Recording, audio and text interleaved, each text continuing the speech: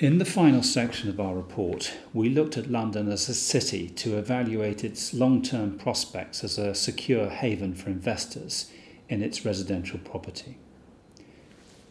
Many of you will be aware that at D&GAM we have long argued that London has a separate and stronger economy than the rest of the UK.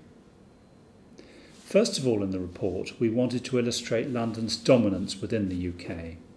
This graph is based on figures from the Office for National Statistics and gives the average gross value added of the 9 regions of England. On this measure, London's contribution dwarfs that of any other region by a substantial margin. Perhaps a better picture of the capital's dominance is when we look at data for the top 5 sub-regions of England. As you can see, the GVA of Inner London at £60,000 per head is 3 times that of the UK as a whole and more than double that of the next sub-region. We then turned our attention to assessing London's future as a global city. In February this year, Citigroup Global Markets published a research report on urbanisation entitled Big Cities Getting Bigger. In the report, they made some long-term forecasts on average per capita income movements between the years 2008 and 2025.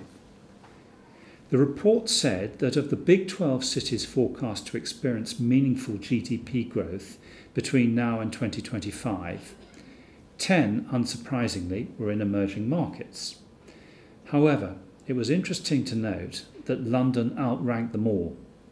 According to their figures, London's GDP per capita is due to rise by 45% from $65,000 in 2008 to $95,000 in 2025.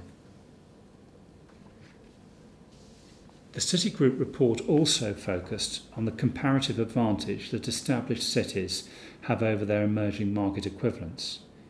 And because of its critical mass in growth areas such as financial services, entertainment, transportation and tourism, London is well placed to benefit from the continued expansion of global trade. So what makes a global city? And more importantly, how does London measure up to these criteria? The first is a transparent legal system, and the United Kingdom has one of the oldest and most admired legal systems in the world. The second is a stable tax regime. The third, an educated workforce. According to its latest report on the capital, Oxford Economics says that London has a uniquely strong human capital position. A good example of this is that in 2009, 34% of the city's workforce possessed a degree, compared with a national average of 19%.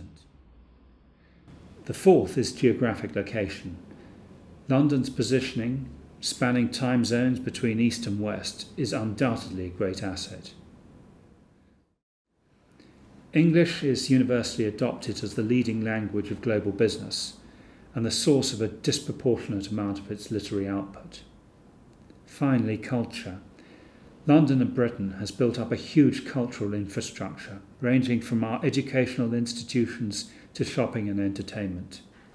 A good example of London's popularity is illustrated from research conducted by Kelco into the retail sales figures of 22 of the world's most popular shopping destinations. London, Tokyo, New York and Paris between them account for 52% of the total sales of these cities. And as you can see, London is top of that list.